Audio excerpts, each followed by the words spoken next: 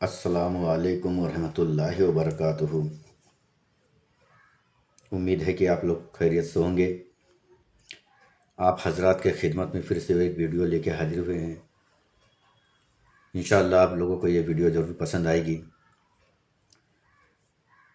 قرآن اور حدیث سے جو ثابت ہے ہم اسے ہمارے الفاظوں میں آپ سے دریافت کر رہے ہیں۔ امید ہے کہ آپ لوگوں کو پسند آئے گا اور آپ لوگوں کا ایمان بھی تازہ ہو جائے گا۔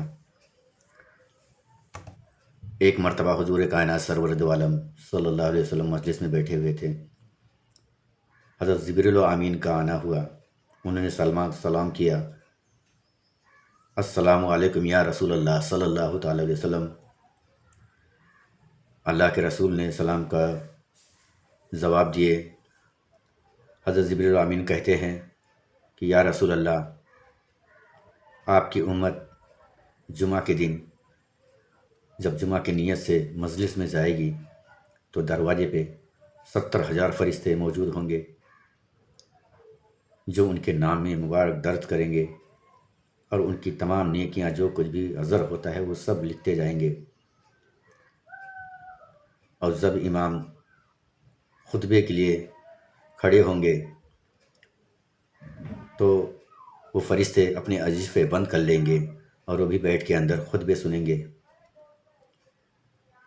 اور اس وقت اللہ بہت خوش ہوتے ہیں۔ اس وقت اللہ سبحانہ و تعالیٰ اتنے خوش ہوتے ہیں کہ اگر کوئی مومن بندہ سچے دل سے نماز ادا کیا ہو جمعہ کی اور وہ مغفرت مانگ لے تو اللہ سبحانہ و تعالیٰ اس کی مغفرت کر دیں گے۔ ایک مرتبہ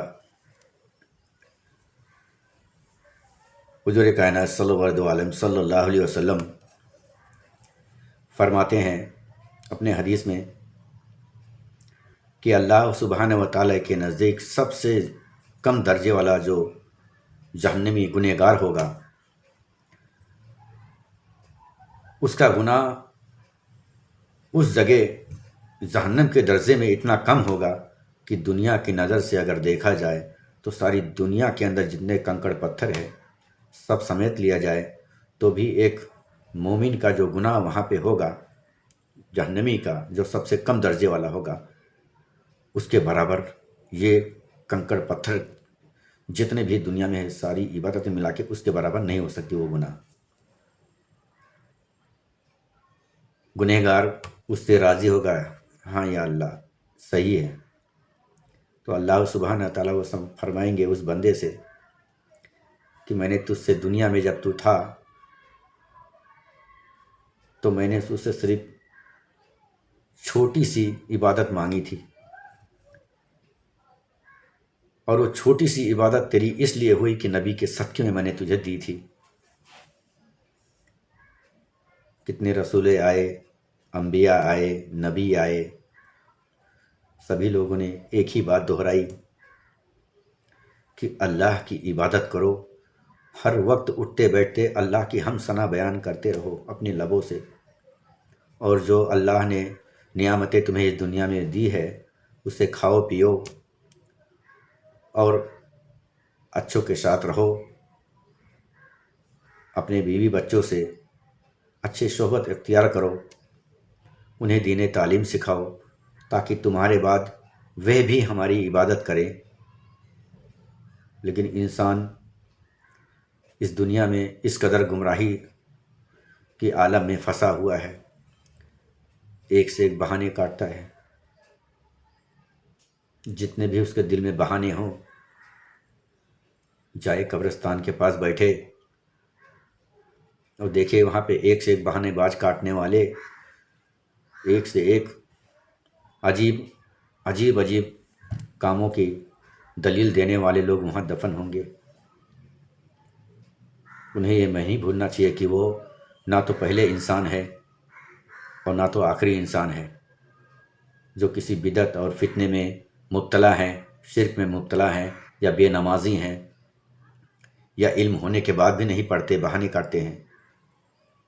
اگر وہ صحیح مومن ہے تو جب ساری جہان سو رہی ہو، حضور صلی اللہ علیہ وسلم کا فرمان ہے صحیح بخاری شریف میں آتا ہے، نبی کریم صلی اللہ علیہ وسلم فرماتے ہیں، سچا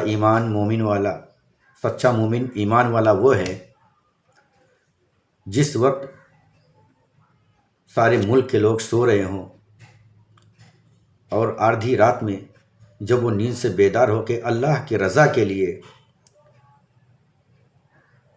جب وہ تہجد پڑھے اور اس تہجد میں جب اللہ سے روئے اور گڑ گڑائے اور توبہ کرے تو اس کے تمام گناہ معاف کر دیے جاتے ہیں، اور اس کا دل جو سخت تھا اسے نرم بنا دیا جاتا ہے۔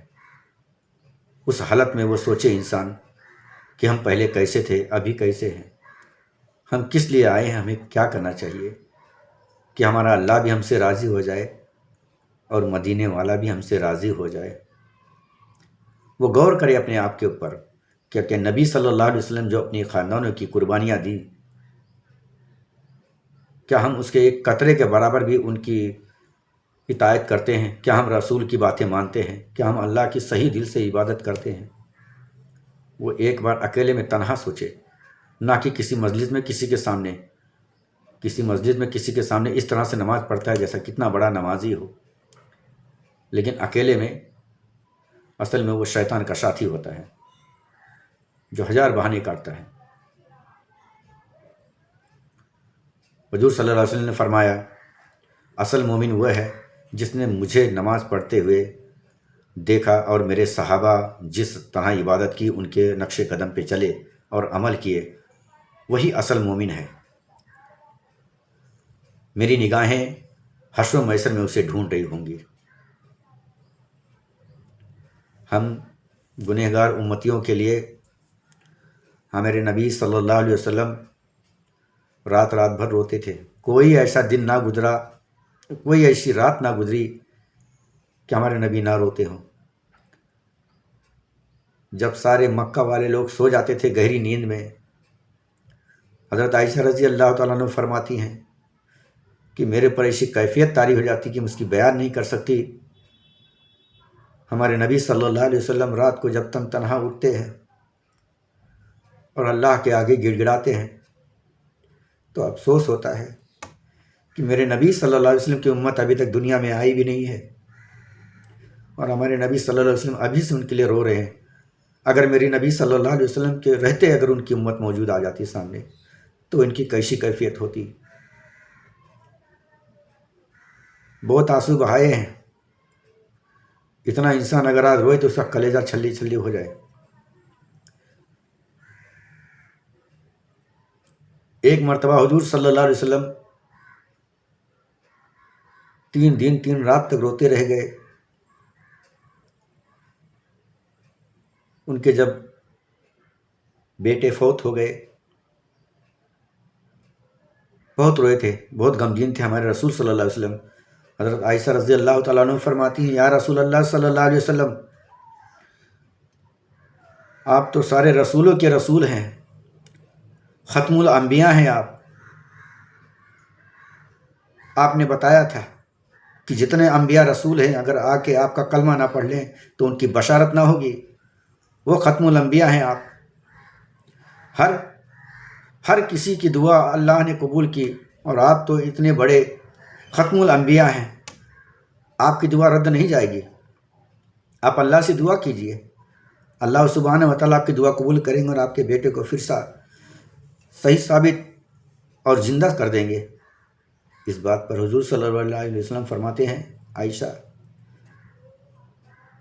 محبت تم اپنے بیٹے سے بہت کرتے ہیں، لیکن ہاں ہمارے بیٹے جنتی ہیں، لیکن میرے امت کا کیا؟ میں دیکھ رہا ہوں میری امت بہت گنہگار ہے، وہ اس طرح سے گناہ میں مبتلا ہوگی کہ اس کے لیے مجھے بہت جد و جہد کرنا پڑے گا،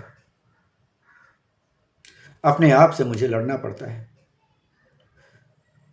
جو دعائیں اللہ سبحانہ تعالیٰ نے مجھے دی رکھی ہے میں اس کو اس کام کے لیے استعمال نہیں کر سکتا۔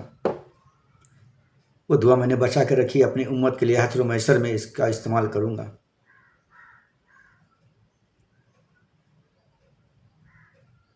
ہمیں نہیں بھولنا چاہیے کہ ہمارے حضور صلی اللہ علیہ وسلم نے ہمیں دنیا میں آنے سے پہلے ہی سب ان کو پتہ تھا. ہمیں ہر طریقے سے بچانے کے لیے اور ہمیں صحیح راہ پہ لانے کے لیے کتنے کتنے معجزات دکھائے، کتنے گالیاں سہی، کتنے ذلیل ہوئے، حتیٰ کہ اپنے خاندان والوں تک کو لٹا دیا ہم امتیوں کے لیے. غور کریں کہ ہم حضور کی بات مانتے ہیں. جب کسی میدان میں ہم آتے ہیں تو کہتے ہیں ہم رسول والے ہیں، ان کے لیے ہم جان دے دیں گے. جان تو دور کی بات ہے، رسول کی ٹھنڈک کے لیے، رسول کی رہنمائی کے لیے، رسول کی محبت میں کیا ہم فتنہ طاری نہیں چھوڑ سکتے؟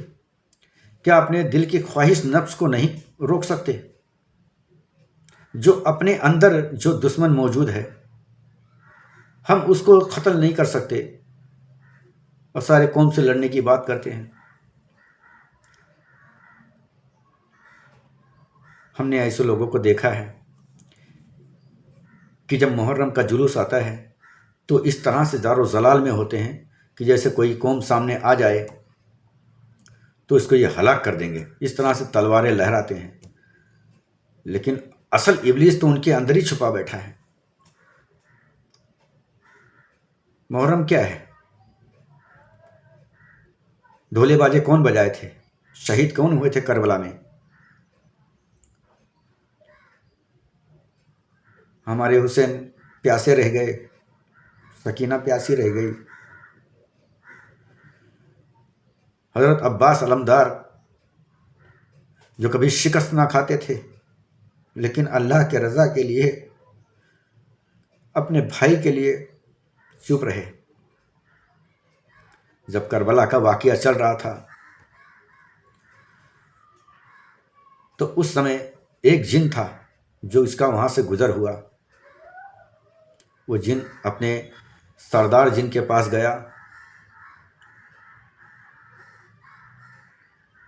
اس جن کا نام شاید ظفر ہوگا، ہمیں یاد نہیں ہے، پڑھا ہے ہم نے، جس کو حضرت علی رضی اللہ تعالیٰ عنہ نے آزاد کر دیا تھا. جب اسے اس کی علم ہوئی تب سارے جشن جو چل رہے تھے محشر میں، جشن کو ترنت بند کیا اور اپنے لارو لشکر لے کے پہنچا وہاں پہ. وہ سوچ رہا تھا کہ ہم حسین تک کیسے پہنچے. اس کے آنکھیں بھی نم تھی، وہ بھی درد میں تھا کہ ہم نے کبھی سوچا بھی نہیں تھا کہ محمد رسول صلی اللہ علیہ وسلم کے نواسے حسین کا یہ حالت بھی ہم کو دیکھنا پڑے گا. جب حسین کی نظر اس بادشاہ جن پر پڑی تو اس نے بلایا اس کو، تو اس نے عرض کیا یا حسین آپ مجھے اجازت دے دیں تو ابھی میں دونوں پہاڑ کے بیچ میں ان کو اس طرح دباؤں گا کہ ان کی پسلی ادھر سے ادھر ہو جائے گی. تو انہوں نے کہا نہیں، اللہ کو بھی منظور ہے اور میرے نانا کا بھی یہی فیصلہ ہے. وہاں دیکھو میکائیل کھڑے ہیں، یہاں دیکھو جبریل و امین کھڑے ہیں، تمام فرشتے ملائکہ موجود تھے لیکن کسی کو اشارہ نہیں دیا. اگر وہ اشارہ کر دیتے تو کربلا کا نقشہ ہی بدل جاتا. لیکن انہیں پتہ تھا، ان کے نانا پہلے ہی بتا چکے تھے کہ ایسا ایسا ہوگا. انہوں نے اپنی نانا کے امت کے لیے انہیں صحیح سے ہدایت پہنچے اس لیے اپنا سب کچھ قربان کیا. اپنے اوپر اتنی ظلم سہی، ظالموں نے اس قدر ظلم ڈھایا کہ بی بی سکینہ تک کی عزت کی آبرو بھی نہیں چھوڑے، اسے روندا گیا. 6 مہینے کا بچہ علی اصغر جس کے لیے پانی مانگے تو پانی کے بدلے ایک تیر لگا، جس کی گردن چیرتے ہوئے تیر پیچھے سے نکل گیا. اور ہم خوشیاں مناتے ہیں، ڈھول تاشے بجاتے ہیں اس دن ڈھول تاسے کوئی اور بجایا تھا، پیاسے ہمارے حسین تھے۔ چلیے اب رکھتے ہیں۔ السلام علیکم ورحمۃ اللہ وبرکاتہ۔